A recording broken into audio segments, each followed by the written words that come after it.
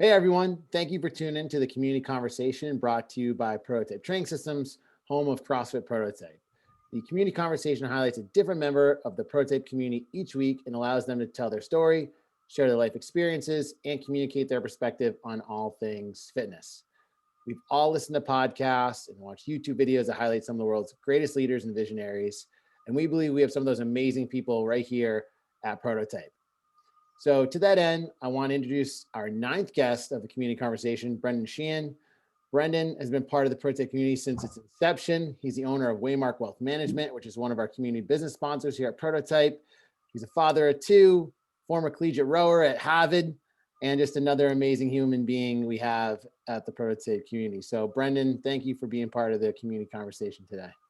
Yeah, thanks, Mike. I really appreciate it. I got to say, I feel a little intimidated by this because you had some pretty awesome people that you've interviewed. You had, Colin, he starts some awesome charity to help out military vets. You got Dan jumping out of planes and fighting fires. You got AB traveling the world. And then, of course, how do you follow Peg and Todd? They're like the godfathers of CrossFit Prototype and Prototype's training systems.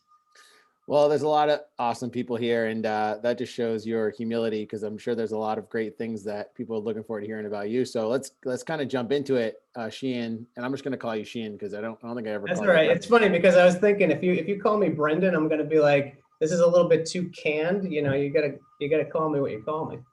I'm going to call you Sheehan. That's what I call you. So cool. Sheehan, tell us a little bit. Well, I know your background, but why don't we share your background to everyone listening? Where'd you grow up? Where'd you come from? How'd you hear about Prototype? How'd you get involved? What was your fitness before? Let's start there and see where this takes us. Cool. Yeah, it's kind of a long and winding road. I'm a Boston kid, grew up in Braintree, Massachusetts, pretty much the Irish Riviera of Boston. Like all the kids from Southie and Dorchester came down to Weymouth, Quincy, Braintree, those places. So definitely grew up in kind of that blue collar Irish Catholic upbringing down in Braintree. Got my Eagle Scout from Boy Scouts, wrote some pretty good college essays, and ended up getting into Harvard, which was kind of cool. Wicked smart. 4 years, wicked smart, dude. It's funny because I was working out today, and one of the guys was like, "Hey, you graduated from Harvard? I had no idea. I thought all the Harvard kids were like these stuck-up kids." But anyway, yeah, wicked smart. Mm-hmm. Graduated with a psychology degree, graduated, my classmates were all like doing like, $100,000 a year jobs, in consulting and investment banking. I went and worked at Pizzeria Uno during the evenings and was an unpaid intern during the day. Ultimately got a job in advertising, worked in advertising for 5 years, tried to use my psychology degree to manipulate people to buy stuff. That doesn't work. Yeah. Then I got hired by a financial planning firm to do their marketing. I was in charge of the CRM, the customer relationship management software, and pretty much had to reach out to people to check in with them, make sure that they were cool with what was going on in the markets and the world and all that. And then quickly realized that people were asking me questions about finances that I had no idea how to answer. So went back to school, got master's, did the night courses at Bentley, got a master's in financial planning, got a certified financial planner designation, and then got recruited to work at Ameriprise in 2008. We broke away from Ameriprise in 2013. That's when we became Waymark, and then I pretty much took over ownership of it in 2019. So January 1st, 2019. So pretty much it's been my business since January 1st, 2019. So that's pretty much a quick 2-minute history on me coming from Braintree and doing good. So how'd you get started at the gym? Like, how did you, I know, but like, tell everyone else here, like, cause I remember like before starting and working out at Prototype doing CrossFit, you were doing some training. I know you had like just a long history of like plantar fasciitis and, but you also had that background doing crew. So you knew what hard work was like. Like, talk through that journey and how you got into CrossFit and at Prototype. Yeah, another 2-minute story, so get ready, buckle in. So high school, I was a runner. So I graduated 12th grade weighing 125 pounds. I was actually pretty good. I was a pretty good runner, sub 5-minute mile, et cetera, et cetera.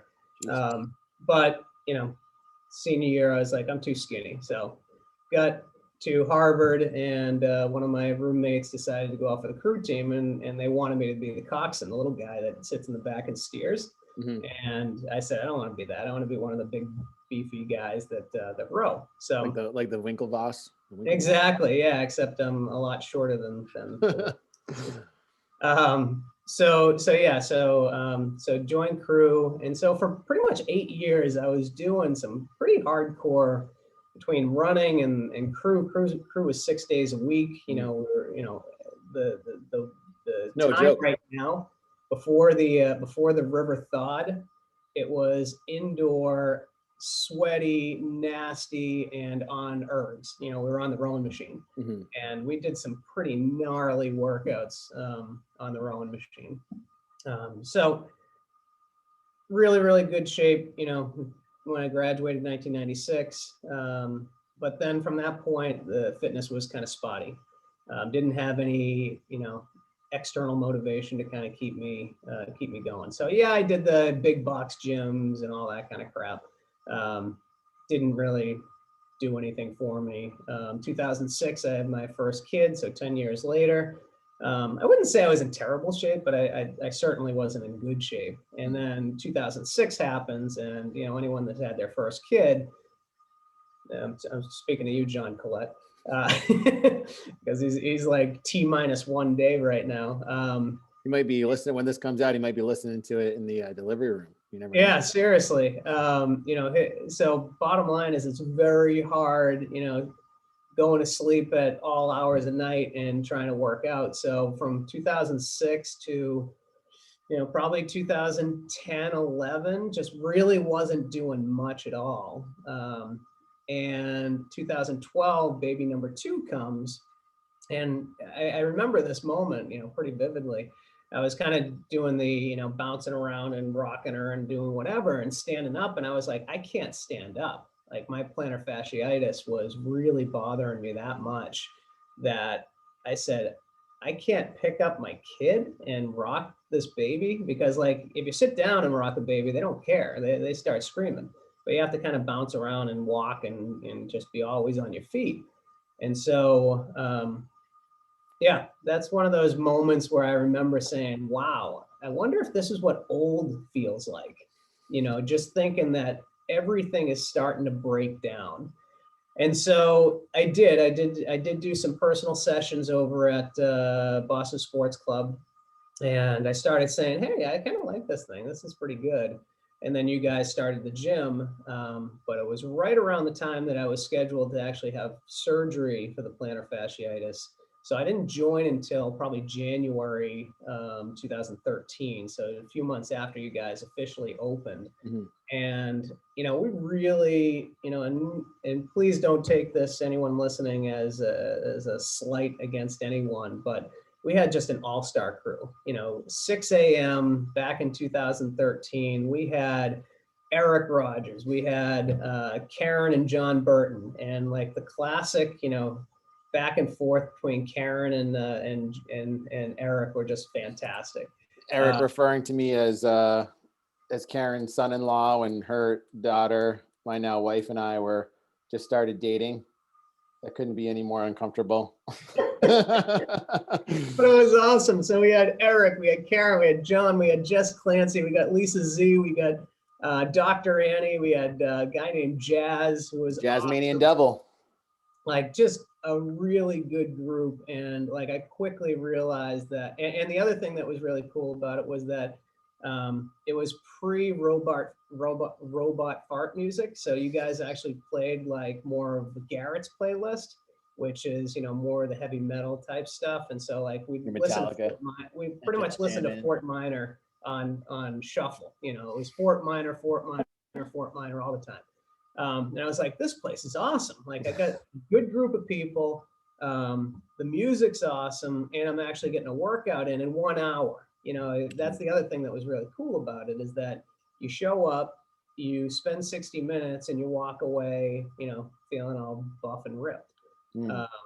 And so it was awesome. It was just a really good environment. And I was, and then of course you have the competitiveness, and I was like, wow, this reminds me of being on the track team, being on the crew team, you know, having kind of a group of people that I'm working out with and high-fiving at the end of a workout, etc. So it was just a really, really good fit. So there's so many directions we can take this. And I remember exactly what you're talking about, because I coached a lot of those morning classes, and it was a lot of fun, a lot of organized chaos and anarchy at times.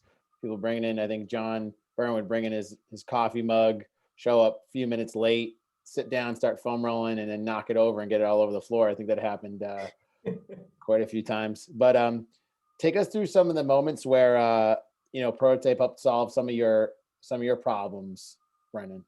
Yeah, I'm probably gonna, and I said this to you before we got on the air here. I'm probably gonna echo some of the things that Todd and Peg said. I would say 2014 to 2018 was a pretty stressful time in my life professionally, and so like I'd have the old sleepless nights between, you know, I had this test that I had to study for that was just this awful test. Anyone in the financial services industry, it's called the Series 24. It's just a terrible, terrible test. And I would, you know, spend a lot of time at Starbucks studying away from my family. It was just not a good time that I'm studying for this test. At the same time, my day-to-day at work was kind of stressful. And so it really was that 1 hour of the day, 2 hours of the day, where it was like a little oasis. It was, you know, we only, instead of thinking about 17 different things at all times and being stressed out the whole time, during that 1 to 2 hour block when I'm at the gym, I get to hang out with my friends, you know, have some laughs, etc. And then, you know, focus on one thing, just getting through the workout. And it really was, it sounds counterintuitive, but bottom line is it almost was like meditation, where like you only focus on one thing and your brain gets a little bit of a break. Your body, on the other hand, might not be getting the break, but your brain is focused on one thing, and that was huge. And I would say that got me through. I don't know how I would have handled the stress if I didn't have that. There's a lot of information out there in terms of the flow state, and there's what you're kind of describing is shutting off your brain, taking away all those distractions or things that, you know, because, you know, our brains work a lot faster than how fast that we can talk, and we certainly can't write as fast as we can talk. So it allows to kind of siphon that down. And from my understanding and from, you know, CrossFit sort of workouts allows you to kind of filter that out, because like you just said, you have to focus on one thing at a time, your technique, all that sort of thing, all that sort of stuff, shut off the rest of the stress. And then all those endorphins and all the feel good things that are a byproduct of high intensity training kind of comes into play and makes your brain feel a lot better, helps you get yourself into that flow state and sets you up to have a more successful day. So, I mean, that's an amazing story, just in general, just giving a really good example about how that stuff is impacted. And this, you know, I'm sure you've talked to a lot of people about it in terms of how these sort of workouts can impact like your mind over your body. Like how much are you working out now for your body over your mind? Or like, how are you approaching fitness now that you've kind of, you know, I'm not assuming there's less stress in your life, but now that you're, you know, sole owner of Waymark, you're done with the Series 24, like, how are you approaching your fitness now? It's interesting. It is definitely a little bit different. I definitely think that pandemic definitely kind of recalibrated things when it came to fitness. You know, I'm a routine guy, and not being able to come to the gym and, you know, again, do all the fist pumping, laughing, do all that stuff it definitely was an adjustment for me. We have a Peloton at home, so I kind of, when we were really shut down and everything was virtual, I would probably do about 50-50 Peloton versus, the virtual classes. But then when you guys opened up in the parking lots, I'm going to echo again some of Dan's stuff. That was awesome. Working outside was pretty awesome. It's hot as hell out there at times, but it was good to like go here, work a hard day, and then head over there and sweat and do the stuff. So bottom line is, definitely had to change up my routine that I had gotten into. I think a lot of people thought that the 6 a.m. was synonymous with Brendan Sheehan. Like I had been a 6 a.m. guy forever. So when they saw me at like the afternoon, they're like, wait a minute, is it 6 a.m.? It doesn't seem like it's 6 a.m. right now. Who are you? Yeah, exactly. Who's that guy? So I had to introduce myself to like people like Kayvon and all those other people. But yeah, it was, I definitely had to change things up. But right now I'm kind of in this mode where I'm like, every single person that I think I started with, and we all kind of started in our 40s, a lot of those people that, there were a couple of youngsters who were in their 30s, but a lot of the guys that we started with, had some kind of injury at some point. And I've always just taken the mentality that work out hard, but don't work out 100% all the time. And really take advantage of the rest and stretching and focusing on the technique and stuff like that, because at the end of the day, that's how you're going to get through all this. So it's really kind of a focus on, and I know I'm kind of sounding like a Buddhist monk, but it's all about balance. Where we can be our best or our worst regulator when it comes to those things, especially if you're have that competitive nature, or that not competitive necessarily with other people, but competitive with yourself. Sometimes it can be hard to throttle back, right? Especially as the Prototype Open gets close. You excited about that? No, I'm here comes my boss, and I'm wicked competitive. So, one of the cool things is, in my age group, I actually do okay. So it's nice, it's one of these love-hate relationships when you look at, your ranking, and, you have kind of certain metrics that you want to hit. And when you hit them, it's awesome. When you don't hit them, you beat yourself up over it. So, well, at least I do. So there is a little bit of a love-hate with the competitive piece. I'm going to switch gears a little bit. And I know this wasn't one of the questions that I asked you ahead of time, so you didn't have the chance to prepare. For you guys that are listening, Brendan, I'm just going to call you out, Brendan. Brendan has like notes and notes of talking points for today's community conversation. So I'd like to throw him off a little bit, but you've been able to help a lot of people at Prototype just by the nature of just being a good person and doing a really good job of what you do in your financial services business. For everyone that's listening out there, what would be your biggest piece of advice in the current state of how things are right now in the market and how things are? I know you can't predict the market, but what's some insight you can provide for the people that are listening that, might not be as, as savvy with all this financial stuff? I know I'm not, but, coming from the expert, what would be your yeah, it's interesting. I've definitely met with a lot of people from the gym. It is kind of funny. Like people will like either private message me and be like, hey, I have this thing that I want to talk to you about. And, money is very personal. So, people are very kind of coy about it. And I try my best not to say, this person is one of my clients. I try to kind of keep that under wraps. So I'm not going to mention anyone's name during this, but you can mention my name. I'm a client. I know that's awesome. Throw it out there.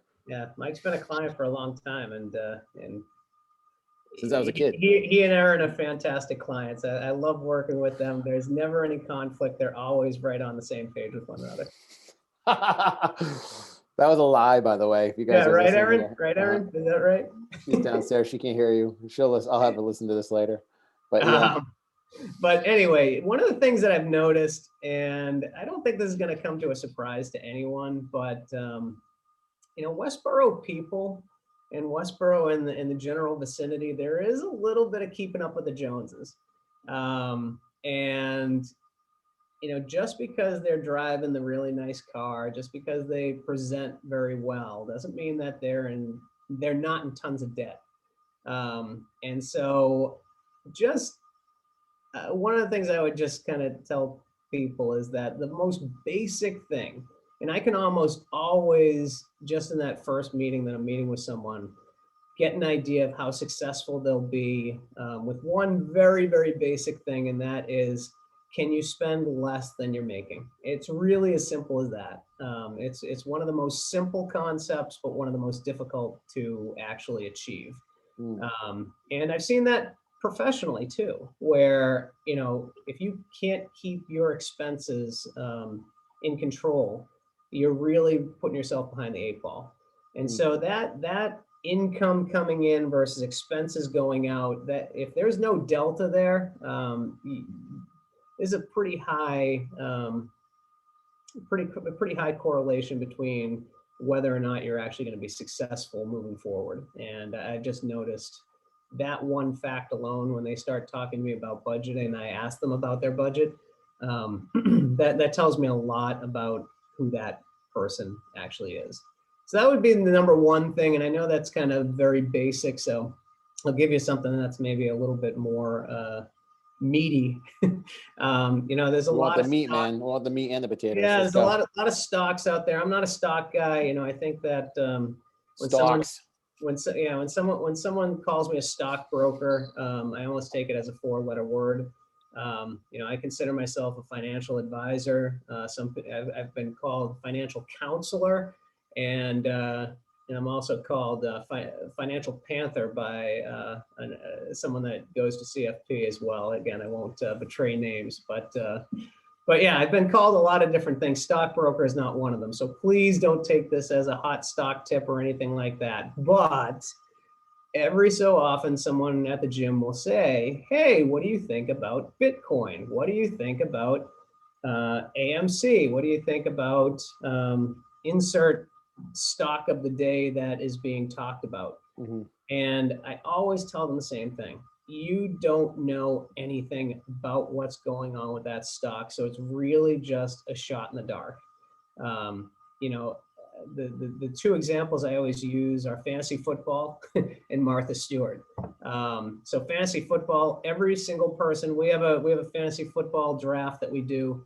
After the draft, 9 times out of 10, the 12 people that are in the draft walk away saying, I have the best team ever.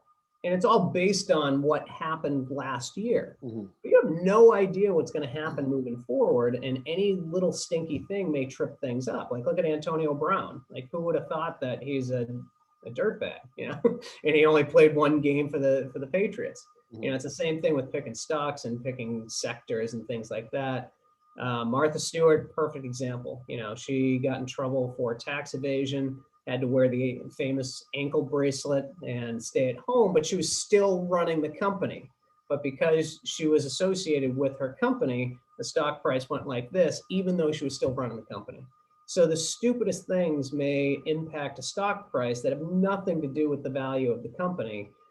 Sometimes that's a positive thing, like Bitcoin. Like there's no intrinsic value to Bitcoin, but it's $50,000 a share today or something like that. That's crazy. And people are doing really well by it. But here's another wisdom bomb for you, Mike. It's not how much you make, it's how much you keep. You like that one? It's kind of like the same thing you were talking about before with your original tip. And I think just to get back on that, just to bring it full circle, that's behavior driven, just like we see in the fitness industry with making, everyone knows you can't, it's the same thing, I guess, like in the inverse, you can't eat more than what you're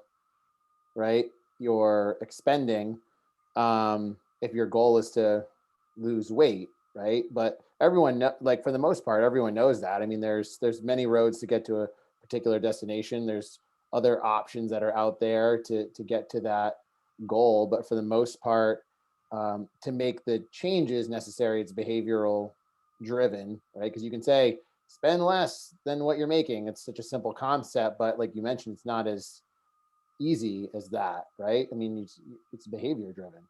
Yeah, no, at the end of the day, it's probably the simplest concept, but one of the most difficult to actually achieve. So no question. And it all comes down to behaviors.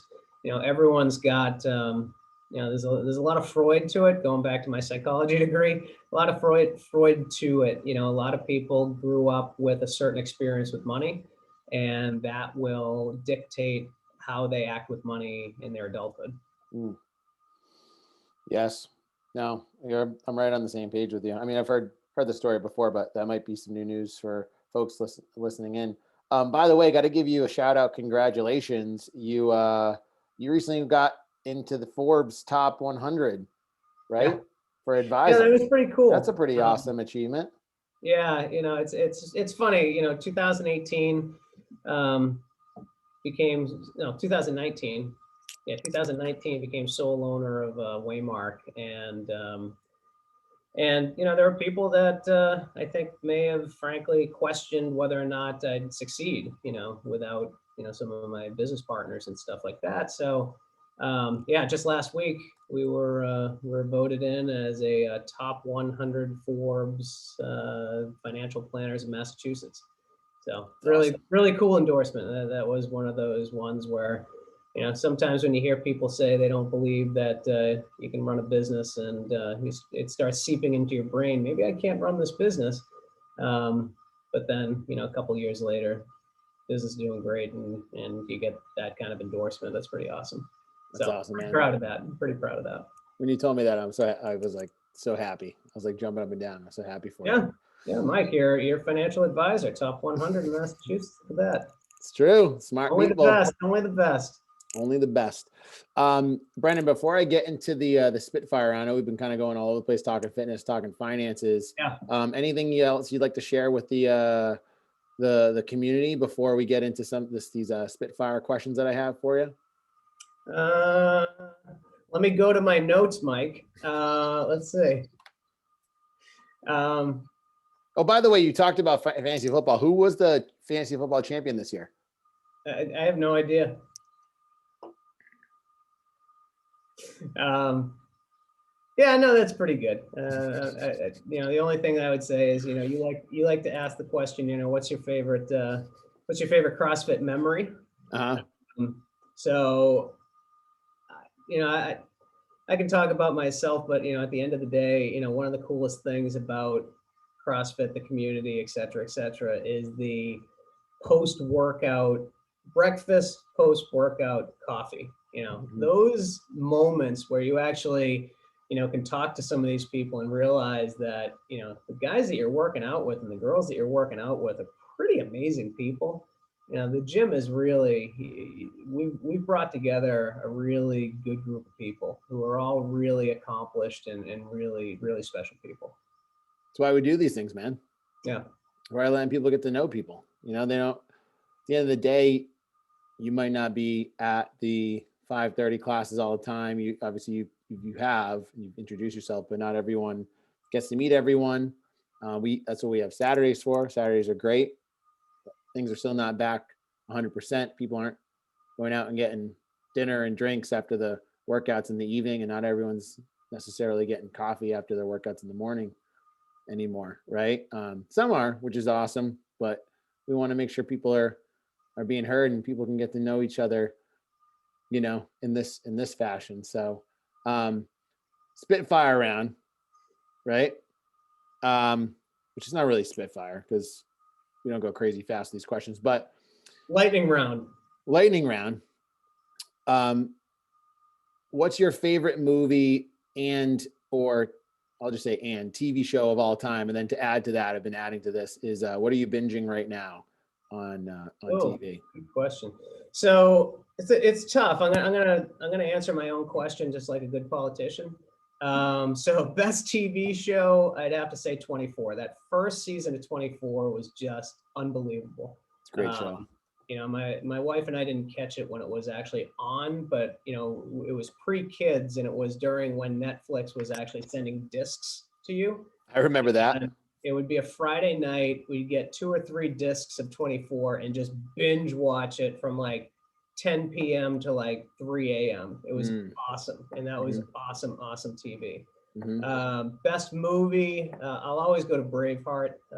Just love Braveheart, you know, Irish guys, Scottish people, you know, you got, you know, so I'm an Irish kid. And so that was like the first time I ever heard like an Irish/Scottish accent in a movie. And oh yeah, by the way, I'm a nerd and I like Dungeons and Dragons. So like the swords and all that was pretty awesome. And then of course you got the love story. So like you can bring your wife, your girlfriend, and you know, everyone's happy. You know, you get the blood and the gore, the Dungeons and Dragons, and a love story. So that's so TV show 24, movie, I go Braveheart. What are you binging right now? What are you and the family, or you and your wife binging right now? Yeah, so you know, you got to be kind of careful when you got a 14-year-old and you got an 8-year-old. So Disney Plus is definitely a big one for us. You know, love Karate Kid or Cobra Kai, but there's some language in there that the 8-year-olds really shouldn't be listening to.